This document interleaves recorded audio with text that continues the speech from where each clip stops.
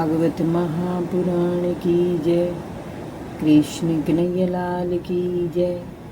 राधा रानी की जय। भगवान श्री कृष्ण के सभी भक्तों को राधे राधे, जय श्री कृष्ण। आज मैं आपको सुनाऊंगी भागवत महापुराण में छठा स्कंद में तीसरा अध्याय, यमराज और उसके दूतों का संवाद। राजा परीक्षित ने श्री सुखदेव जी से पूछा, मुनिवर, आपने कहा कि अजामिल के पास से जाकर यमराज के दूतों ने जब सारा वृतांत उन्हें सुनाया तो वे मौन हो गए, किंतु धर्मराज तो सारे जीवों के संहार करते हैं, सारे जीव उनसे भयभीत रहते हैं। मात्र श्री हरि के पार्षदों के कहने पर वे लौट गए और इस प्रकार धर्मराज के शासन का उल्लंघन हुआ और वे चुप रहे। ये बात कुछ समय में नहीं आती, उन्होंने कुछ तो कहा होगा। श्री सुखदेव जी ने कहा, परीक्षित, वहाँ का वृत्तांत सुनकर तो धर्मराज चुप रहे, किंतु जब उन्होंने ये प्रश्न उठाया कि संसार में न्याय करने वाले यदि अनेक लोग होंगे तो फिर जीवों का समान रूप से न्याय कैसे हो पाएगा। वे तो अभी तक उन्हें ही समस्त प्राणियों के स्वाभाविक अधीश्वर समझते थे, उन्हें ही पाप और पुण्य के निर्णायक और दंडदाता समझते थे। आपके शासन की अवहेलना आज तक किसी ने नहीं की। फिर उन चारों पार्षद का ये साहस कैसे हुआ जो उन्होंने अजामिल को हमें नहीं लाने दिया। यदि वे हमें अधिकारी समझते तो इसका कारण बताएं। राजन, इस पर यमराज ने उन दूतों से इस प्रकार कहा, दूतों, मेरे अतिरिक्त इस चराचर जगत के एक और भी स्वामी हैं। उन्हीं में ये संपूर्ण जगत सूत के धागे में वस्त्र के समान स्थित हैं। उन्हीं के अंश ब्रह्मा जी, विष्णु जी और शंकर जी हैं। वे ही इस जगत की उत्पत्ति, स्थिति और लय के कारण हैं। मैं तो उनका एक अदना सा सेवक मात्र हूँ। उन्हीं के कारण मुझे ये विभाग प्राप्त हुआ है। जैसे किसान अपने बैलों को छोटी छोटी रस्सियों में बांधकर फिर उन रस्सियों को एक बड़ी रस्सी में बांध देता है, वैसे ही जगदीश्वर भगवान ने भी सभी जीवों के वर्णों को वेद रूपी रस्सी में बांध रखा है। समस्त जीवों के कर्म इसी रस्सी से बंधे हुए हैं। मैं इंद्र, वरुण, चंद्रमा, सूर्य, अग्नि, शंकर, वायु, ब्रह्मा, मृत्यु आदि 12 आदित्य, विषु देवता, 8 वसु, साध्य, 49 मरुत, सिद्ध, 11 रुद्र, रजोगुण एवं तमोगुण सहित भृगु आदि प्रजापति और अन्य देवी देवता सबके सब सत्व प्रदान होने पर भी उन प्रभु की माया के अधीन है। भगवान कब, कैसे और किस प्रकार क्या करना चाहते हैं वे इसे नहीं जानते।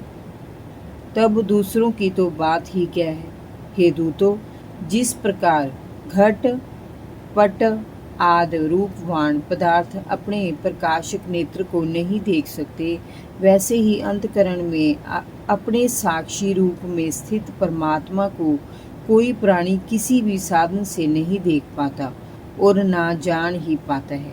वे प्रभु सभी के स्वामी हैं और स्वतंत्र हैं। उन्हीं मायापति पुरुषोत्तम के दूत उन्हीं के समान मनोहर रूप धारण करके इस लोक में विचरण करते हैं और भगवान के भक्तों की रक्षा करते हैं, उनका हित संधान करते हैं। उन पार्षदों के दर्शन अत्यंत दुर्लभ हैं। तुम्हारा सौभाग्य है कि तुमने उनके दर्शन किए समय भगवान ने ही मर्यादा का निर्माण किया है। उसे ना तो ऋषि जानते हैं ना देवता। ऐसी स्थिति में मनुष्यों, असुरों, विद्याधरों और चारणों की तो बात ही क्या है। हे दूतों, भगवान द्वारा निर्मित भागवत धर्म परम शुद्ध और अत्यंत गोपनीय है। उसे जानना बड़ा कठिन है, परंतु भगतजन उसे जानकर भगवान में ही लीन हो जाते हैं। वे आवागमन के चक्र से सदैव के लिए छूट जाते हैं। भगवान के इस भागवत धर्म के रहस्य को ब्रह्मा जी, देवऋषि नारद, भगवान शंकर, सनत कुमार, कपिल देव, स्वयंभू मनु, भगत प्रहलाद, राजा जनक, भीष्म पितामह, राजा बलि, सुखदेव जी और मैं धर्मराज, ये 12 व्यक्ति ही जान पाए हैं। इस संसार में मनुष्यों के लिए यही सबसे बड़ा धर्म है। इसे भगवान के श्री चरणों में पूर्ण भक्ति भाव से ही पाया जा सकता है। प्रिय दूतों, भगवान श्री नारायण के नाम की महिमा तो समय तुमने देखी। उनका नाम लेने मात्र से ही मृत्यु के पाश से छुटकारा मिल जाता है।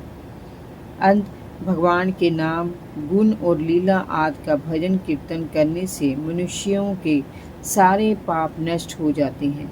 पापी अजामिल ने अपने पुत्र नारायण के नाम का उच्चारण मात्र किया था, उससे उसके सारे पाप नष्ट हो गए और उसे मुक्ति भी प्राप्त होगी। इसीलिए भगवान की महिमा का कोई और छोर नहीं है। वे अनंत हैं और महान हैं। प्रिय दूतों, बुद्धिमान पुरुष ऐसा विचार करके भगवान अनंत में ही पूर्ण भक्ति भाव से अपने हृदय के भक्ति भाव को अर्पित करते हैं। उन्हें मैं भी दंड नहीं दे सकता, क्योंकि वे या तो पाप करते ही नहीं, किंतु कभी किसी संयोग से उनसे पाप कर्म हो भी जाए तो भगवान का गुणगान करके वे अपने पाप को नष्ट करा लेते हैं। भगवान की गदा सदैव उनके भक्तों की रक्षा करती है। ऐसे भक्तों के पास तुम भूलकर भी कभी न फटकना।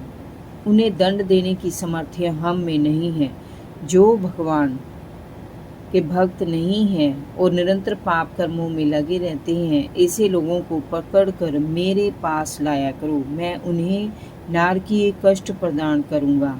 हमें तो उल्टे भगवान से प्रार्थना करके अपनी दुष्टता के लिए हाथ जोड़कर क्षमा मांगनी चाहिए, ताकि हमसे पुनः ऐसा अपराध ना हो। परीक्षित, इस प्रकार यमराज ने अपने दूतों को समझा बुझा कर उनके मन का संदेह दूर किया। इसीलिए तुम भी ये अच्छी प्रकार से समझ लो कि बड़े से बड़े पापों का सर्वोत्तम और अंतिम प्रायश्चित भगवान के गुणों और उनकी लीला का गान करना है। उनके नामोच्चारण मात्र से ही अजामिल की भांति सारे पाप नष्ट हो जाते हैं। इसी से तुम्हारा और संसार का कल्याण होगा। भगवान की प्रेमा भक्ति में भगवान को वश में करने का महामंत्र छिपा हुआ है। इससे न केवल आत्म शुद्धि होती है, बल्कि जीवन मरण के चक्र से सदैव के लिए मुक्ति भी मिल जाती है। फिर वह जीव शासित ना होकर शासक की प्रशासनिक प्रणाली का अंग बन जाता है। किसी अन्य प्रकार के व्रतों से भी ऐसी आत्म शुद्धि प्राप्त नहीं होती, जैसी कि भगवान का नाम लेने से होती है। राजन, जब यमदूतों ने अपने स्वामी धर्मराज से भगवान की महिमा सुनी और उसका स्मरण किया तो उनके आश्चर्य की सीमा न रही। तभी से उन्होंने भगवान के भक्तों के पास जाना छोड़ दिया। ये कथा मल्य पर्वत पर विराजमान महर्षि